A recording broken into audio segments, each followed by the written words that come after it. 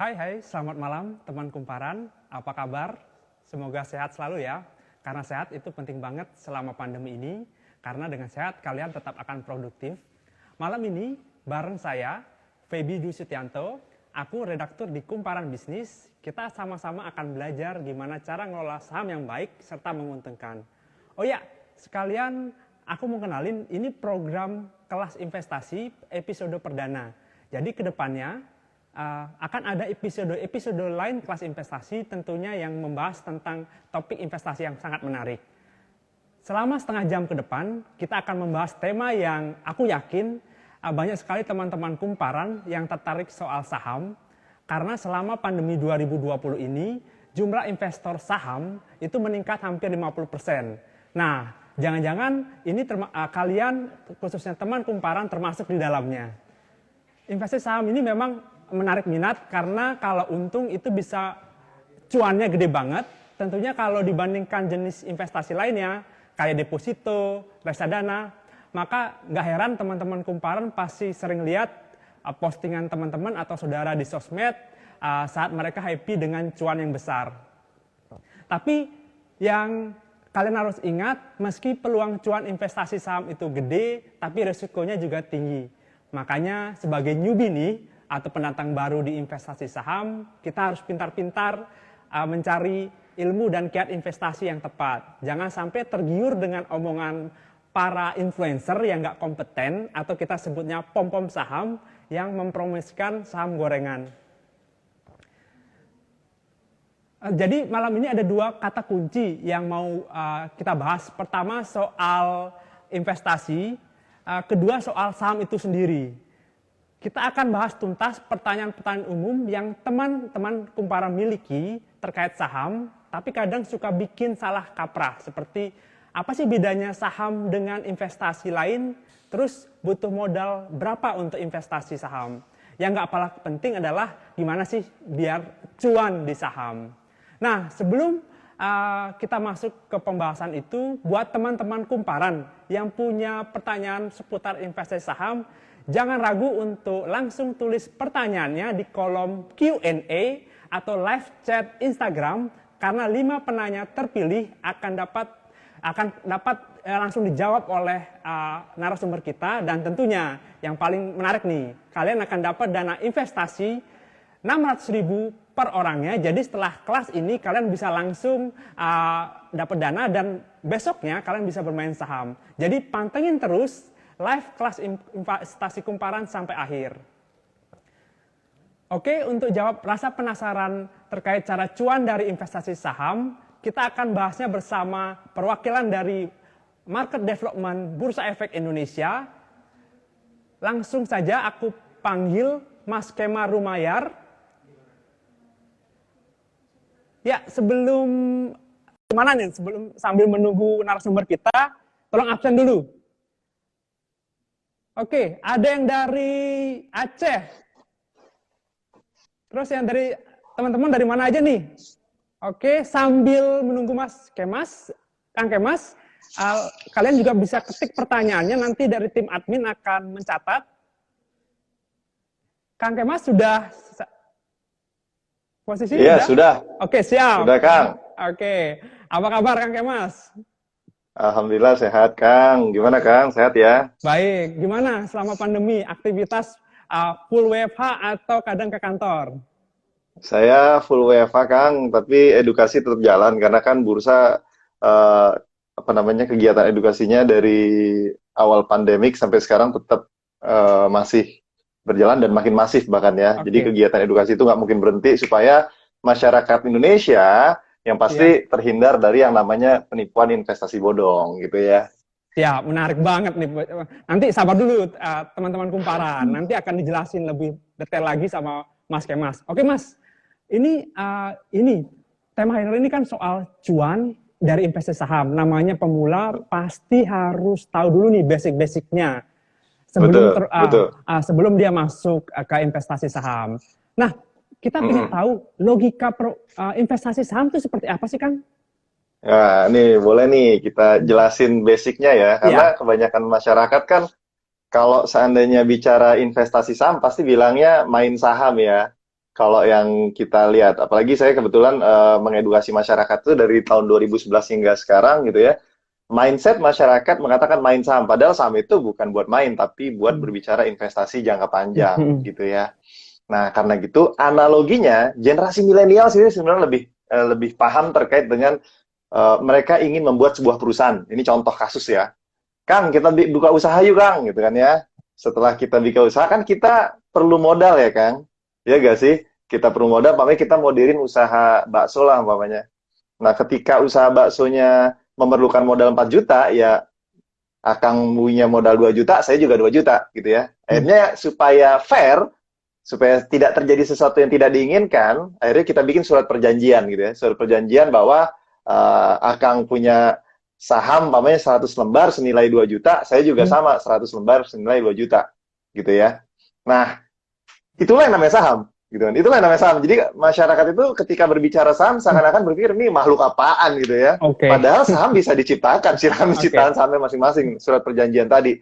Nah, Hmm. ketika kita memerlukan uang yang lebih besar gitu ya, ketika kita memerlukan uang yang lebih besar, kita bisa pergi ke pasar modal, Kang. Umpamanya kita pengen Oke. buka usaha nggak cuma modal 4 juta, tapi kita pengen buka usaha sebanyak-banyaknya, kita perlu modal 100 miliar sekarang. Kalau seandainya kita nyari ke keluarga kan nggak ada yang mau ngasih ya, Kang ya?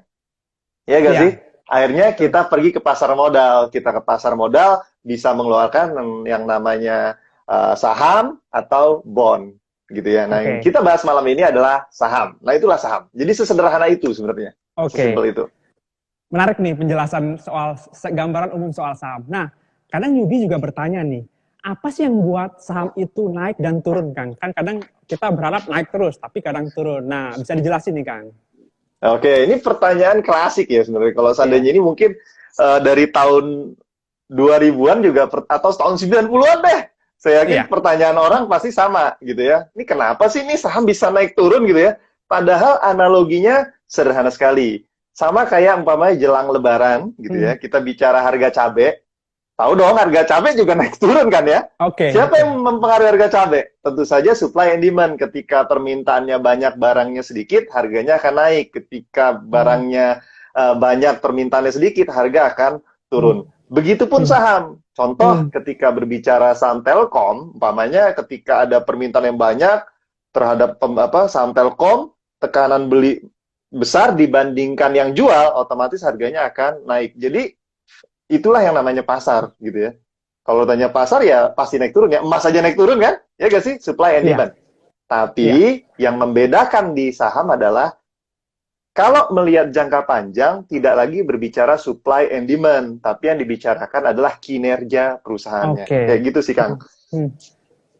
Jadi ada dua faktor kayak supply demand kemudian berbicara soal kinerja. Menarik nih, nanti kita gali lagi soal supply demand dan kinerja. Nah, kemudian sebelum melangkah jauh lagi kan orang juga bilang investasi pemula bisa mulai dari saham atau reksadana. Nah, apa sih bedanya dari dua instrumen ini kan yang mendasar? Baik, jadi memang ada pemikiran, ada yang mengatakan begini, newbie mendingan beli reksadana dulu deh, gitu ya, untuk start. Tapi kebetulan saya, pemahaman yang saya pelajarin, saya tidak kurang setuju lah. Kalau pendapat pribadi, saya kurang setuju. Karena kalau berbicara investasi, ya mau mulai dari saham, atau mulai dari reksadana, ya sama saja. Yang penting adalah pahami dulu risiko kedua produk tersebut. Gitu kan ya. Keduanya produk pasar modal, tapi tentu karakternya berbeda-beda. Saya kasih contoh sederhana deh. Kalau orang beli saham, orang bisa jual beli dengan cepat, gitu ya. Beli detik pertama, detik kedua mau jual, silahkan, terserah Anda, gitu ya. Tapi kalau reksadana gimana? Reksadana nggak bisa jual beli dengan cepat. Dia beli sebelum jam 12, NAB-nya hari itu. Ketika dia beli sesudah jam 12, NAB-nya hari tunggu besoknya, gitu kan ya. Nah, artinya kalau berbicara psikologis gitu ya, orang beli saham lebih deg-degan dibandingkan orang beli reksadana gitu ya, karena dia bisa melihat pergerakannya gitu kan ya. Nah, yang kedua, ada benefit yang berbeda dari saham. Contoh ketika ada pembagian dividen, sebentar lagi BMRI akan bagi dividen, pengumumannya beberapa hari yang lalu kalau nggak salah kemarin ya, Rp220 per lembar gitu kan ya. Ketika investor yang punya saham BMRI, dia memiliki saham satu lot, 100 lembar saham, tentu saja dia mendapatkan dividen Rp22.000. Iya. Gitu kan ya. Langsung direct masuk ke rekening dana nasabah, dan dia bisa tarik di ATM. Ya, tentu saja cari ATM yang bisa narik 20.000. Gitu ya. Kalau ditanya pajaknya sekarang udah 0 ya. Nah, kemudian kalau reksadana gimana? Kalau reksadana, dia kalau ada even dia punya reksadana saham yang isinya adalah Bank Mandiri, dia tidak langsung dapat cash, dia masuk ke NAB-nya. Gitulah kira-kira. Jadi, kalau berbicara investasi jangka panjang, kedua produk ini cocok buat berinvestasi jangka panjang. Tentu saja berbicara return dibandingkan instrumen lain, ya reksadana dan saham ini lebih unggul, gitu kan ya. Tapi berbicara risiko, ada risikonya. Yang pertama, untuk saham, risiko terbesarnya ketika sahamnya perusahaannya bangkrut. Mau ngomong apa? Namanya juga perusahaan bangkrut gitu kan. Itu risikonya. Kalau reksadana gimana? Bisa saja MI-nya dibubarkan atau produknya dibubarkan seperti yang kejadian di 2020 lalu. Itu terjadi gitu ya. Itulah resikonya. Akhirnya kan terpaksa pemegang reksadana juga menjual reksadananya di harga yang sudah ditentukan. Terpaksa ya cut loss juga. Jadi so far kedua produk memiliki habit yang berbeda-beda dan keunggulan yang berbeda-beda. Oke, jadi jelas nih, ada setiap investasi itu punya resiko masing-masing, tergantung kita mau pilih kemana. Nah, bener. Betul. Nah, kemudian ini, kan orang bilang ada kata serok. Nah, buat newbie ini, kapan sih ketika kan biasa di forum-forum untuk saham itu sering bahas soal itu. Nah, ada orang logikanya gini, ketika harga saham turun adalah waktu yang tepat untuk beli, dan ketika saham naik, waktu tepat yang untuk menjual. Nah, apakah benar prinsip atau logika seperti itu, Kang?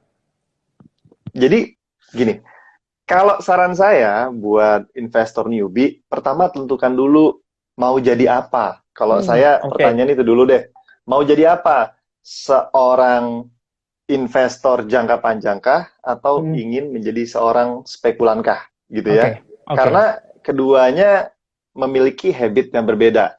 Kalau seandainya investor jangka panjang, ya cari perusahaan yang terbaik, terbaik dari yang terbaik gitu ya, terbaik dari yang terbaik, habis beli ya lupain aja.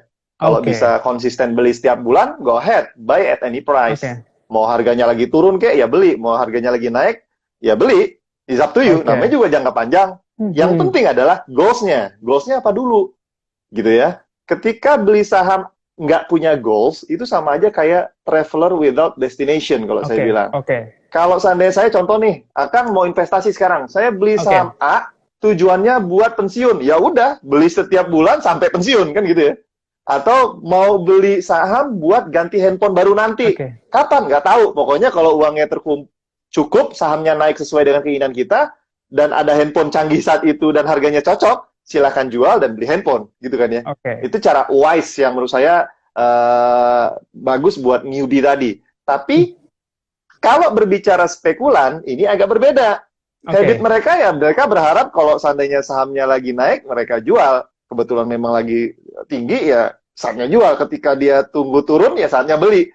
Jadi pola pikirnya kan berbeda.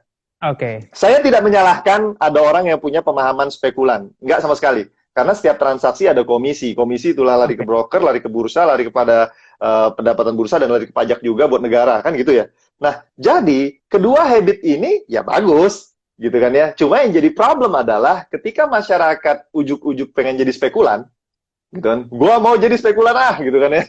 Tiba-tiba salah beli saham yang katanya mau naik ke sekian, tiba-tiba dia beli, harganya turun, nggak punya pegangan dong, ya gak sih? Ketika nggak punya pegangan, cut loss. Abis itu gimana? Cerita ke temennya, bro, lu jangan beli saham ini, bro, aduh, gue kapok, lu jangan investasi deh, ini resikonya gede banget. Itulah yang jadi masalah sekarang, gitu ya. Karena itu, beli saham, putuskan. Goals-nya apa, tujuannya mau jadi apa, gitu kan ya. Kalau seandainya nggak kuat menjadi seorang investor jangka panjang, gitu ya, mau jadi keduanya, ya silakan. Tapi kan semua kembali ke duit. Budgetnya cukup nggak? Kalau seandainya modalnya kecil, mau jadi investor jangka panjang dan spekulan juga, ya berat, gitu ya. Gitu sih kira-kira. Berarti intinya adalah kita harus menentukan dulu nih, kita menjadi seorang investor atau menjadi seorang spekulan. Baru di sana. Tentuin dulu. Tentuin Betul. dulu. Oke. Misal kita seorang spekulan berarti belinya ketika harga itu sedang turun, gitu kan? Ada ilmunya ketika Hmm. berbicara soal spekulan, biasanya mereka akan mengatakan saya akan mencari kapan momen terbaik untuk beli dan kapan Hmm. momen terbaik untuk jual. Karena itu biasanya mereka menggunakan technical analysis kan gitu ya. Mereka pelajari Bollinger Band, stokastik, candlelight dinner, Oke. apapun itulah, Oke. teori Dow, Iya. segala macam. Ya, akhirnya kan ada ilmunya. Tapi Oke. tetap, apakah saham bisa diprediksi? Bisa. Tapi apakah pasti sesuai dengan analisa ternyata memang benar 100%? Jawabannya enggak. Karena Hmm. kenapa? Semua masih 50-50. Ibarat hujan, langit gelap belum tentu hujan. Bisa saja nggak hujan. Kan gitu ya. Langit terang tiba-tiba bisa saja hujan. Itu terjadi di pasar modal. Jadi saham penuh dengan ketidakpastian. Ketika Oke. memutuskan menjadi seorang spekulan, konsekuensinya semakin besar. Tapi seorang investor jangka panjang, konsekuensinya adalah ketika perusahaannya bangkrut. Gitu ya. Oke. Kalau perusahaan bangkrut, that's the end of the world. Selesai. Menarik, menarik, Silakan menarik. cari instrumen yang lain lagi.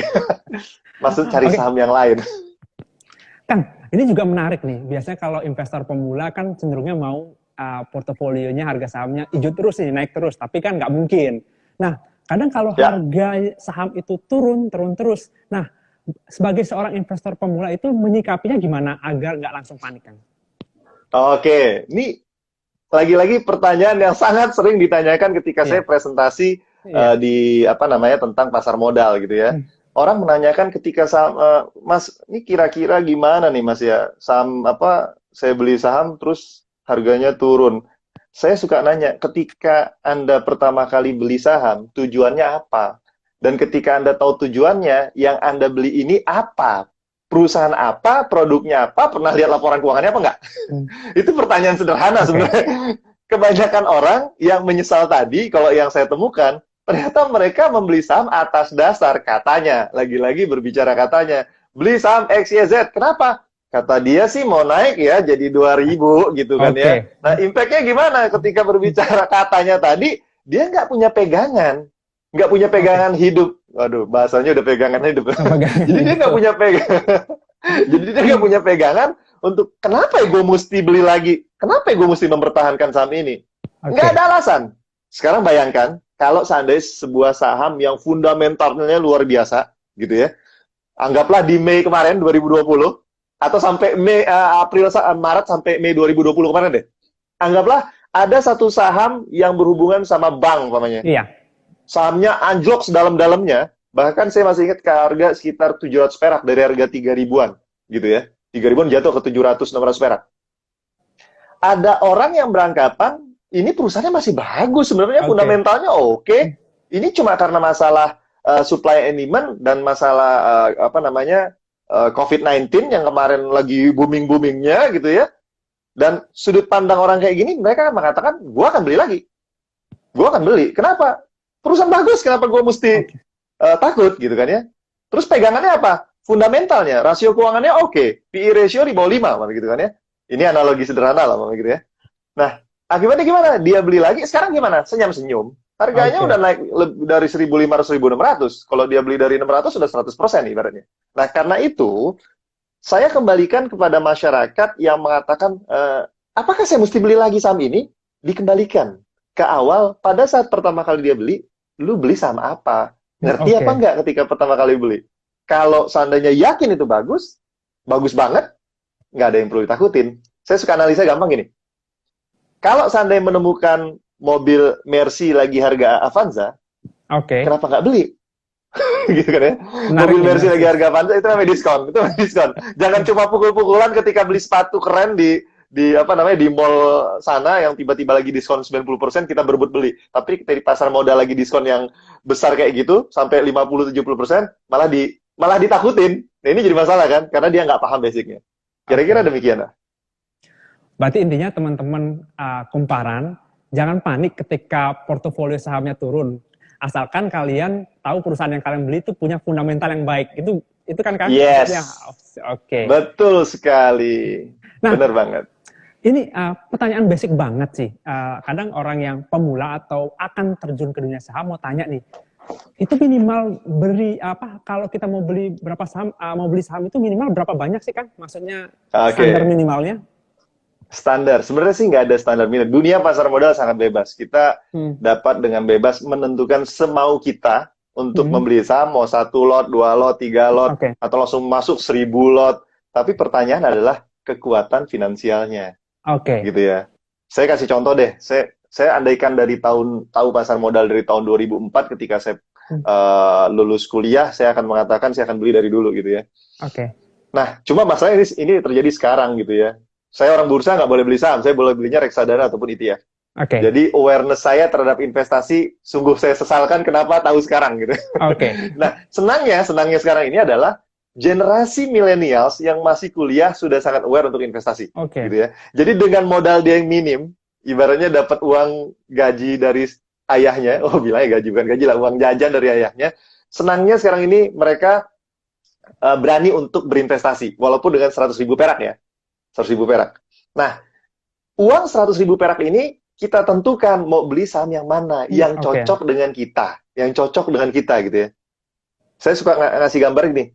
Lu kalau mau punya perusahaan, lu mau punya perusahaan apa sih? Oke. Coba tanya ke diri kita gitu ya. Gua pengen punya perusahaan yang berhubungan sama umpamanya minuman. Cari perusahaan yang berhubungan sama minuman kan banyak gitu ya. Setelah menemukan lihat harganya. Kalau harganya cocok dengan modal 100.000 tadi, ya udah beli. Kalau cuma cukup buat beli 1 lot, bulan depan beli lagi 1 lot. Bulan depan beli lagi 1 lot at any Oke. price.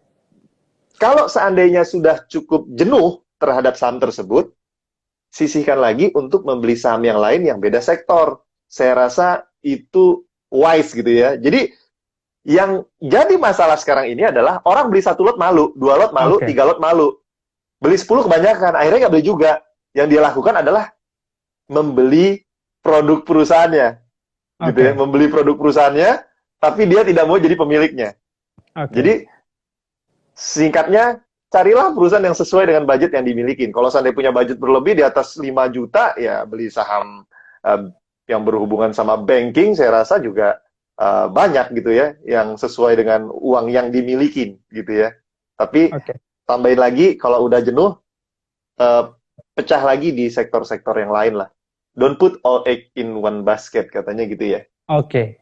Intinya adalah sahamnya bisa dipecah, kemudian disesuaikan dengan budget kita. Yes. Nggak apa-apa untuk beli 1 lot atau 2 lot, Kang ya. Ya, jangan juga nungguin contoh nih, saya punya uang 100.000, saya mau beli saham harganya yang kalau 1 lotnya 3 juta gitu ya. Oke. Ya boleh sih kalau seandainya kumpulin dulu uangnya sampai 3 juta baru beli sahamnya. Tapi kan belum tentu juga ternyata setelah kekumpul 3 juta bisa membeli sahamnya. Mungkin sahamnya udah naik lagi gitu kan ya. Ya Oke. balik juga rezeki ya. Saham rezekian juga sama kayak orang beli rumah. Rezeki-rezekian. Betul, betul. Kang, ini juga tadi sebenarnya Kang Kemal sudah jelasin, untuk beli saham salah satu pertimbangan adalah fundamental perusahaan. Nah, bisa dijelaskan lebih detail lagi soal apa saja yang harus dilihat atau dipertimbangkan jika investor pemula ingin beli saham yang diincar? Oke. Kadang-kadang memang kalau kita mau membuat ribet gitu ya, bisa banget. Buka laporan keuangannya, hitung PE ratio, DER, ROE, ROA, net profit marginnya berapa, segala macam, dividend yieldnya. Kalau kita membuat lebih ribet, gitu ya. Tapi pertanyaannya, apakah ada waktu untuk membuat lebih ribet? Jawabannya pasti enggak, gitu kan. Nah, karena itu biasanya orang akan membuka aplikasi sekuritas. Di aplikasi tersebut dia akan melihat PE ratio-nya berapa, DER, ROE, ROA, gitu ya. Tinggal dipelajarin aja, kira-kira kalau seandainya mau nyari saham-saham yang bisa dikategorikan murah, pamer lihat book value-nya atau lihat PE ratio-nya kalau di bawah 5 gitu ya. Kalau seandainya kita kembali ke Mei 2020, tutup mata ketemu banyak yang PE ratio di bawah 5. Kondisinya seperti itu. Nah, tapi lagi-lagi nggak semua orang paham apa itu PER, apa itu DER, apa itu ROE, apa itu ROA. Nggak semuanya.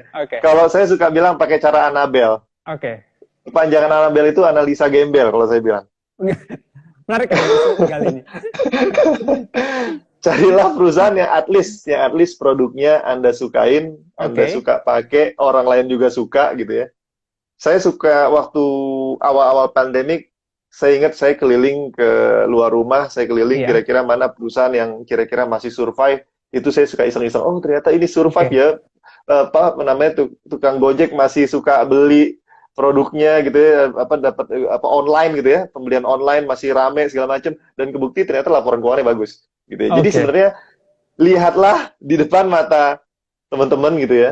Kira-kira perusahaan itu kan pasti jualan produknya kalau laku impact-nya terhadap laporan keuangan. Jadi lihat aja di depan Oke. mata. Kalau seandainya anaknya suka makan beng-beng, ya silahkan beli perusahaannya. Ibaratnya gitulah kira-kira. Menarik nih, penjelasan yang simple. Kalau kalian simple, lihat apa produk yang kalian suka atau keluarga suka, atau kalau pingin punya waktu lebih, kalian bisa analisa laporan keuangan. Tapi itu butuh waktu Yes. kayak Kang, betul. Kang, ini Walaupun juga, sebenarnya tinggal ya ya gimana? nggak apa-apa, silakan dilanjut. Jadi kalau seandainya mau kelihatan keren, ya, memang membuka Oke, aplikasi, lihat perder werwa, ya tinggal Google aja. Mana oke, sih yang kalau per itu yang bagus yang kayak gimana? Saya rasa udah banyak para analis-analis yang mengatakan kalau seandainya per sekian itu bagus, lihat per industri, saya rasa itu bisa di searching by Mbah Google gitu ya. Dan generasi milenial sekarang ini kan gampang banget lah untuk melakukan searching seperti itu. Jadi saya rasa nggak menjadi sebuah masalah kecuali generasi baby boomers. Saya memang oke. suka sharing kepada generasi baby boomers, X, dan kemudian ada milenial. Memang perbedaan, eh, mohon maaf berbicara kadang-kadang gaptek gitu ya. Akhirnya menghambat mereka untuk maju gitu loh. Tapi kalau milenial udah kenal handphone dari sejak lama ya, saya rasa Oke. nggak akan ada kendala lah. Siap. Kang, ini menarik nih dan masih jadi debatable. Ah, Hmm. orang-orang masih bertanya ini, investasi saham ini hukumnya secara syariah gimana sih, Kang? Apakah sudah ada fatwa dari Umi? Nah, ini orang masih banyak bertanya nih soal Oke, kehalalan dan sebagainya. oke, baik. Ini menarik nih. Jadi saya sempat sama menginterview seperti ini di live IG. Jadi saya sempat mendapatkan ilmu juga dari Kang Irwan Abdallah gitu ya, Oke, kepala divisi pasar modal syariah di Bursa Efek Indonesia. Jadi saya mengacu kepada ilmu yang beliau sharing kepada saya gitu ya. Kalau seandainya berbicara perdagangan sudah ada fatwa dari Majelis Ulama Indonesia yang mengatakan perdagangan di pasar modal halal. Jadi acuan saya di situ. Nah, tapi kalau perdebatannya terkait dengan sahamnya, apakah ini syariah apa enggak? hmm, eh, Pada dasarnya di Bursa Efek Indonesia ada saham syariah, ada oke, saham non syariah gitu ya. oke, Ya kalau seandainya bingung mana syariah, mana non syariah, ya searching aja Mbah Google, oke, list saham syariah, keluarlah semuanya gitu ya. Tapi kalau seandainya pertanyaannya adalah, eh, kenapa saham ini tergolong syariah, tentu ada requirement-nya. Umpamanya dari sisi rasio hutangnya, umpamanya kalau seandainya lebih dari 45% aset, otomatis tidak syariah. Dilihat dari sisi bisnisnya apa, kalau jualannya umpamanya berhubungan sama bir, tentu saja dia tidak syariah.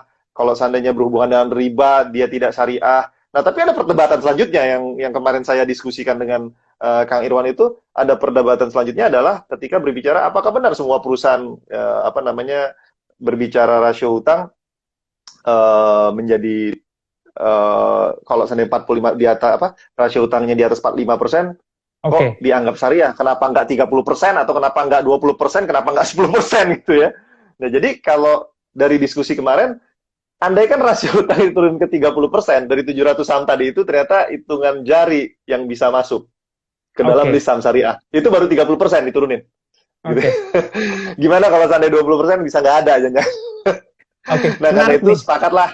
Ya, karena itu mereka sudah sepakat bahwa Dewan Syariah Nasional sepakat ya udah 45%. Jadi karena itu ada Oke, sekitar 300 lebih yang tergolong saham syariah. Nah, tapi at least gitu ya. Kalau seandainya ada orang yang punya pemahaman, oke, gua mau yang syariah bener deh. Ya udah, silakan pilih saham yang bener-bener syariah. Ada 5 kalau nggak salah iya, list saham syariah. Yang pertama BTPN Syariah, yang kedua namanya BRIS kodenya, penggabungan 3 bank syariah kemarin gitu ya. Kemudian ada juga Bank Panin Syariah, kemudian ada juga Bank Net Indonesia, ya Bank Net Syariah kalau nggak salah, saya lupa oke, kodenya bank kalau nggak salah. Yang terakhir adalah asuransi, ada yang syariah kalau nggak salah satu. Jadi 5 itu. Tapi kalau seandainya bilang nggak, saya nggak yakin juga itu syariah malah gitu ya. Ya investasi itu nggak ada paksaan, gitu ya. oke, Investasi nggak ada paksaan sama sekali. Karena berbicara investasi, kita bertugas untuk diri sendiri supaya masa depan kita lebih baik. gitu ya. Oke. Kalau seandainya investasinya umpamanya taruh uang di bawah bantal, ya bukan investasi namanya, nggak akan berkembang, kalah dengan inflasi gitu kan ya. Oke, Kalau ini seandainya udah. investasinya di emas, ya tentu saja kalau zaman dulu 20.000 per gram, kalau sekarang udah 800.000 hingga 1 juta. Generasi milenial berharap apa sekarang? Naik 100%, 800.000, 1,6 juta. Apakah cukup buat biaya kuliah nanti? Enggak, gitu Oh, kan ya. Nah, karena itu cari oke. instrumen lain. Jadi, intinya pasar modal adalah tempat investasi buat masyarakat, tapi tidak memaksa. Bagi yang Oke. tidak yakin, ya silahkan cari instrumen lain. Ini bukan paksaan. Tapi Jadi udah saran kejawab. saya, Ya. betul, daripada berinvestasi di investasi bodong, iya mendingan investasi resmi lah, namanya pasar Oke. modal. Oke, udah kejawab nih soal isu halal dan non halal. Nah, ini pertanyaan terakhir untuk Kang Kemas. Maksudnya nanti juga ada Yes. pertanyaan dari teman kumparan. Ini kan belakangan Wah, ini masih kita banyak ya? sering. Oh, ada dari teman-teman Masih. kumparan khusus untuk Oh, bertanya siap. kepada Kang Kemas. Kalau ini dari aku. Nah, dari aku sendiri kan kita sering lihat belakangan ini selama pandemi adalah ada influencer yang rekomendasiin Mm-mm. saham tertentu dan banyak Mm-mm. nih orang pengikutnya yang ikut-ikut untuk masuk karena tadi dia nggak Ya. punya mungkin ilmu. Nah, apa aman dijadikan acuan apa rekomendasi mereka itu dijadikan acuan kan? Jangan dong, jangan gitu ya. Artinya Oke, ketika selegram-selegram ini berbicara tentang saham tanpa dasar, yang dikhawatirkan adalah newbie-newbie ini oke, ikutan masuk, tiba-tiba kecemplung, quote and quote kecemplung, mereka kapok oke, kan kasihan juga. Jadi saya tidak menyalahkan selegram apa namanya berbicara saham, tidak. Tapi kalau seandainya dia mengatakan, saya berinvestasi di pasar modal, kalau mau belajar silahkan, nanti saya akan invite orang bursa, kita kerjasama, kolaborasi, akhirnya mendapatkan sebuah apa namanya kolaborasi yang luar biasa, tidak asal-asalan gitu ya. Bursa sangat terbuka kepada para selegram oke. untuk mengajak bursa join untuk mengedukasi para follower gitu ya. Hmm, Tapi bukan berarti kami anti selegram, nggak sama sekali, oke, karena selegram ini bagus banget gitu ya oke. dengan follower yang banyak, dengan keilmuan mereka, mereka bisa menginfluence newbie-newbie ini untuk belajar investasi. Tapi jangan sampai, umpamanya, ayo beli saham A, nanti Oke. akan naik 100%. Nah, itu jadi problem gitu ya. Nah, karena itu, buat para selegram, saran saya, wise lah untuk mengajak masyarakat, ajak aja bursa. Konteks saya pasti siap untuk Siap. mengedukasi. Dengerin para influencer. Oke. Makasih banyak nih Kang Kemas atas jawabannya. Intinya aku bisa tarik kesimpulan bahwa sebelum kita masuk ke investasi saham, kita harus tentuin dulu nih kita mau jadi seorang investor atau sebagai seorang trader atau spekulan. Setelah itu baru Yes, kita belajar tentang ilmu basic lah, paling nggak soal fundamental. betul. Terus cara kalau mau pilih sahamnya lihat kalau yang simpelnya adalah pilih saham yang populer di kalangan kita, atau kalau mau lebih dalam lagi punya waktu kita kaji soal laporan keuangan dan aset dan sebagainya. Yes. Oke, Kang, ini Tapi jangan lupa, Kang, goalsnya, siap. Kang. Goalsnya apa dulu, Kang? Oke, Jangan lupa betul. itu. Oke, ini tadi kita asik ngobrol banget. Ternyata di kolom chat kumparan banyak banget yang udah bertanya. Nah, kita langsung aja. Ada 5 penanya, Kang. Aku Ya. nanti dijawab satu persatu aja ya. Pertama dari akun Instagram Mandala Levi 53. Pertanyaannya ini, izin bertanya Kak Kemas, keahlian dan skill dan pengetahuan apa saja Mas yang harus dimiliki agar mendapat keuntungan di investasi saham saat ini? Silakan Kang. Dan referensi apa yang harus dibaca? Mungkin keahlian, Oke, skill. baik. Oke. Oke. Kalau seandainya berbicara keilmuan, investasi saham itu untuk seluruh kalangan. Nggak berbicara, Oke. umpamanya saya jurusan ekonomi, berarti saya bisa Oke. investasi saham. Ternyata nggak juga. Bahkan ketika saya ngajarkan kepada Gojek, kita pernah bikin edukasi kepada Gojek online, kepada ibu-ibu Gojek online wanita lah gitu ya. Gojek online. Ternyata mereka lulusannya lulusan SD, SMP, dan ternyata setelah diedukasi dikasih tau basicnya, ternyata mereka sanggup untuk Oke. berbicara investasi, gitu ya. Saya katakan investasi saham itu sama kayak orang membeli emas, properti Oke. tanah, gitu ya. Kalau seandainya beli emas kan analisa sederhana, pastikan emasnya asli. Kalau beli properti sama tanah, pastikan ada suratnya, tempatnya strategis, nggak banjir, murah kalau bisa, gitu kan ya. Nah, investasi saham juga gampang. Yang tadi saya sempat singgung mengenai analisa Anabel tadi. Oke. Kalau seandainya foolish theory lah lebih kerennya ya, Oke. foolish theory. pilih saham yang tadi sempat dikatakan, kalau Anda suka dengan produknya, belilah sahamnya. Tapi kalau Oke, seandainya mau naik level lagi, berbicara lebih advance, ikutin aja kelas-kelas di oke, pasar modal yang diadakan oleh para sekuritas, itu mereka rutin banget loh membuat kegiatan tiap minggu. Sekuritas-sekuritas yang bermain retail, gitu ya, bermain retail, mereka sangat concern dengan nasabahnya, dengan investornya, gitu ya, dengan kliennya. Mereka bikin kegiatan, karena itu saya suka bikin kelas sama mereka, berbicara fundamental, berbicara technical gitu ya.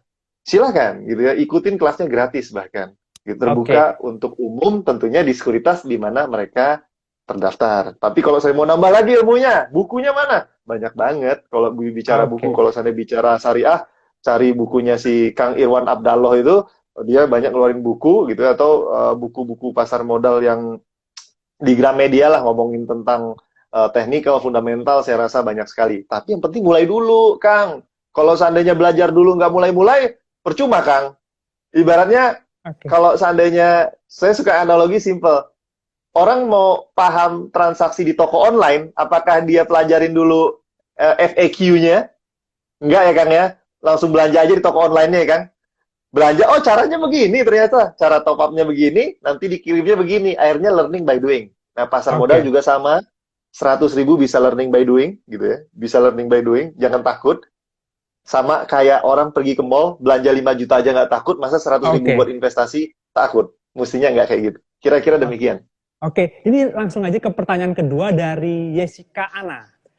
Tadi sudah Ya, disinggung juga, tapi pertanyaan adalah apa tanggapan Kak Kemas mengenai saham gorengan yang lagi hype banget sekarang? oke. Baik, berbicara saham gorengan itu kan bahasa pasar, lapangan lah. Oke, Kita bursa nggak ada mengenal saham gorengan gitu ya.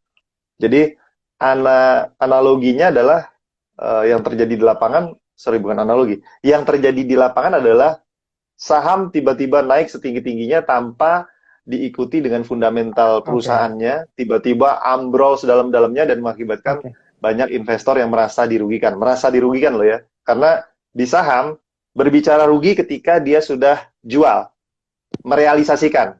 Ketika dia bilang untung, harus direalisasikan. Jadi kalau oke, seandainya orang beli saham di 1.000, tiba-tiba turun ke 50, belum dijual, namanya unrealized loss. Tapi kalau seandainya nanya kapan naiknya, wallah alam saya juga nggak tahu oke, kapan naiknya gitu ya. Nah artinya begini, berbicara saham gorengan, kalau seandainya melihat mengacu di Maret sampai Mei 2020, perhatikan, market cap terbesar di Indonesia namanya Bank BCA. Itu oke, sempat ambrol dari 30.000 ke 22.000, diangkat oke, lagi ke 28.000, turun lagi ke 24.000, gitu aja. Dengan oke, mudahnya. Market cap terbesar gitu ya. oke, Seakan-akan ya sama kayak digoreng juga gitu kan ya. Karena kenapa? Transaksi di Bursa Efek Indonesia bisa dikategorikan masih tergolong quote and quote kecil. oke, Kenapa saya katakan kecil? Dibanding bursa lain, ya kita transaksi rata-rata nilai transaksi harian kita nggak besar. Dua bursa Shenzhen dan Shanghai transaksinya 360 triliun per hari. Bursa Efek Indonesia tahun lalu transaksinya rata-rata 7 sampai 8 triliun. Ya ibaratnya kalau seandainya ada orang punya uang 10 triliun, dia cemplungin di bursa juga pasti akan naik gitu kan ya. Kalau seandainya oke, dia tarik lagi, ya udah kayak dicabut nyawa gitu kan. Nah, karena itu berbicara gorengan memang biasanya terjadi di saham-saham yang harga sahamnya murah. Tapi oke, bisa terjadi juga di saham-saham yang besar gitu loh. Andaikan ada orang yang masuk besar dan keluar lagi, itu bisa terjadi gitu loh. Tapi potensi besar untuk digoreng, quote and quote bahasa digoreng, terjadi di saham-saham yang bisa dikatakan harganya murah, market kapitalisasinya kecil. Karena itu oke, buat newbie, ya saran dari kami, jangan asal-asalan beli saham yang oke, ujuk-ujuk harganya umpamanya gocap. Kenapa dibeli? Nggak tahu, katanya sih mau naik jadi 500. Nah, itu terjadi gitu loh. Nah, karena itu pilihlah saham dengan bijak. Kalau belum siap, cari dulu yang blue chip, LQ45 gitu ya. LQ45 juga boleh, cari saham yang terbaik dari yang terbaik. Kenapa saya katakan semua perusahaan di bursa terbaik, tapi dibandingkan perusahaan yang non TBK, ya yang TBK lebih baik. Tapi pasti ada yang terbaik dari yang terbaik. oke. Kira-kira Ini demikian. menarik nih. Intinya adalah beli saham yang baik, salah satunya seperti saham yang di LQ45, Kang ya. Yes. Oke, ini pertanyaan ketiga dari @gatot_bs. Saat saya punya deposit 10 juta, lebih bagus mana? Beli saham yang kecil tapi dengan lot banyak, atau saham sangat besar tapi hanya beli satu lot? Jawab singkat aja, Kang. Tergantung kebutuhan. Kalau seandainya ada pilihan loh ya. Ada saham A sama saham B, lihat fundamental yang A lebih bagus, pilih itu, silakan gelontorin semua juga boleh. Kalau seandainya merasa kayaknya bulan depan mau turun, ya udah saya cicil dulu deh 1 bulan, silakan. Karena nggak ada sebuah kewajiban atau sebuah kepastian orang harus melakukan menggunakan jurus ini gitu. Pasar modal lagi-lagi sangat bebas. Silakan senyaman-nyamannya. Kalau punya uang banyak, ya mau dipecah 4 sektor, 5 sektor cukup. Yang jangan adalah uang 10 juta beli banyak saham, masing-masing satu lot, ada 30-40 saham gitu ya, kebanyakan juga berharap ada rekor muri, kan nggak mungkin terjadi gitu kan ya. Nah jadi beberapa saham aja, 5 udah paling banyak kok. 5 saham beda sektor itu sudah paling banyak. Jangan kebanyakan. Emang kita lagi koleksi perangko kan enggak ya? Oke. Beda ya saham dan perangko. Oke. Ini pertanyaan keempat, penjelasannya sangat menarik banget dan insightful. Dan keempat ini dari @Dwi-Pritiningsih. Saya belum pernah beli saham. Untuk mengetahui ke perusahaan mana kita ambil, kita dapat datanya di mana ya, Kak? Boleh jawab singkat aja, Kak? Oke. Sebenarnya yang harus dicari bukan data itu yang harus dilakukan oleh Mbak Sriningsih tadi ya. Pertama, stepnya buka akun dulu di sekuritas. Setelah buka akun di sekuritas, nanti tentukan sahamnya. Nah, sahamnya yang mana? Seperti tinggal searching Mbah Google. Mbah Google, list saham yang ada di Indonesia apa aja sih? Kan ada 700 lebih. Wah, banyak banget. Pusing dong, gitu ya. Nah, kembali lagi ke jawaban yang saya tadi di awal. Hobi Mbak apa? Suka beli perusahaan apa, produknya yang disuka apa, itulah saham yang dibeli. Kuncinya di situ dulu. Nanti baru learning by doing. Beli satu lot dulu, yang penting dapat feel-nya. Karena ketika orang beli saham, sekali satu lot, seakan-akan 1000 pertanyaan langsung bisa kejawab. Oh, ini feel-nya, ternyata begini doang, gitu ya. Akhirnya nanti baru learning by doing, pelan-pelan aja. Oke, yang penting rasakan dulu, belajar dulu. Rasakan dulu. Oke. Bener. Kan simpelnya gini, kalau mau belajar renang, apakah pakai buku renang? Kan enggak ya. Tapi langsung nyemplung, oh gini ternyata berenang gitu ya. Kalau seandainya awalnya gaya batu, nanti pelan-pelan juga pakai gaya kupu-kupu gitu kan ya. Sama kayak saham, awalnya beli satu lot, ternyata enak gitu ya. Oke, saya nambah lagi. Kira-kira begitulah. Jadi coba dulu, jangan takut dulu. Oke, ini pertanyaan terakhir dari teman kumparan. Dari @jadilah.diri.sendiri. Wow, menarik nih akunnya. Bagaimana cara melakukan mitigasi risiko terhadap tingkat volatilitas harga saham yang sangat fluktuatif, Mas? Jawab singkat saja. Oke, kalau seandainya pertanyaannya mitigasi risikonya, sebenarnya balik lagi. Kalau seandainya sering membeli beberapa saham, pasti dia udah paham habit setiap saham kayak gimana. Nah, saran saya, pelajari Dow Theory. Saya suka baca Dow Theory. Dia bilang gini, Dow Theory mempelajari 2 hal. Satu, volume. Yang kedua, price. Dia nggak peduli sama issue. Jadi cuma volume sama price. Nah, untuk itunya karena saya bukan ilmu saya, silahkan cari ilmunya. Di Mbah Google juga banyak kok buat belajar. Gitu ya.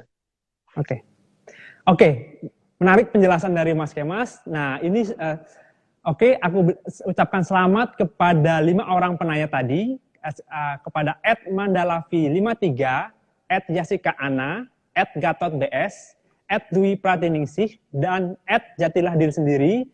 5 penanya yang tadi jawab langsung oleh Mas Kemas. Di samping dapat informasi yang sangat bermanfaat, juga dapat dana investasi 600.000 per orang. Jadi silakan DM data diri kalian ke kumparan.com untuk klaim dananya. Jadi kalau udah dapat dananya nanti bisa langsung untuk investasi ya. Oke. Tuh. Buat yang belum. Enak banget nih kalian. Benar. Dapat kelas, informasi, terus dapat dana investasi. Oke. Ini buat yang belum beruntung dan masih punya pertanyaan seputar investasi saham pemula, jangan khawatir. Karena bukan hanya lewat live kelas investasi ini aja teman-teman Kumparan dapat informasi tambahan soal investasi. Teman-teman juga bisa kunjungi halaman Kumparan Bisnis dari website Kumparan atau buka website Kumparan dan ketik topik investasi. Nah, di situ teman-teman akan menemukan konten lengkap dari A sampai Z soal investasi yang dari terkini sampai yang lama. Nah, nggak terasa nih setelah hampir 1 jam kita ngobrol santai yang sangat bermanfaat dari Kang Kemas. Boleh dong sebagai closing Kang Kemas memberikan tips kepada newbie yang baru terjun ke dunia investasi saham. Oke, Silakan, Kang. buat Singkat aja. yang udah masuk ya. Kalau Ya. saran saya buat yang udah masuk, pertama pastikan uangnya nganggur. Itu Oke. dulu, pastikan uang nganggur. Kedua, cari saham yang menurut teman-teman semua ini gue banget gitu ya. Kalau udah dapet, jangan takut untuk beli. Kalau udah beli, harganya turun, jangan takut untuk beli lagi. Nah, karena itu jangan lupa goals-nya. Konsisten Oke. di situ. Kalau seandainya tujuan kita baik, ya insya Allah kita berharap 10-20 tahun lagi dengan jumlah investor yang mungkin akan lebih besar dari sekarang, karena sekarang 2,1 juta investor di saham gitu ya. Kita berharap 10 tahun lagi, siapa tahu jadi 5 juta, 10 juta investor. Saya rasa ISG nggak akan kayak gini. Bahkan mungkin lebih tinggi lagi. Nah, yang sekarang investasi udah senyum di kemudian hari. Gitu ya. Oke, menarik nih kesimpulan dan tips dari Kang Kemas. Nah, terima kasih banyak untuk Kang Kemas Rumayar dari Bursa Efek Indonesia yang sudah meluangkan waktu malam hari ini untuk sharing materi yang sangat informatif buat teman-teman Kumparan seputar investasi saham pemula. Sehat dan sukses selalu, Kang. Sampai ketemu di acara Kumparan lainnya. Sampai jumpa, Kang. Sampai ketemu. Oke. Sampai jumpa. Makasih. Oke. Nah, buat teman-teman Kumparan semua yang sudah antusias menyaksikan episode perdana dari rangkaian program kelas investasi malam ini, jangan lupa untuk selalu ikuti live Instagram kelas investasi selanjutnya dan pantau terus halaman Kumparan Bisnis untuk dapat info terupdate seputar investasi dan saham setiap harinya. Saya Feby Dustianto, pamit undur diri, sampai ketemu di program kelas investasi episode selanjutnya. Bye-bye.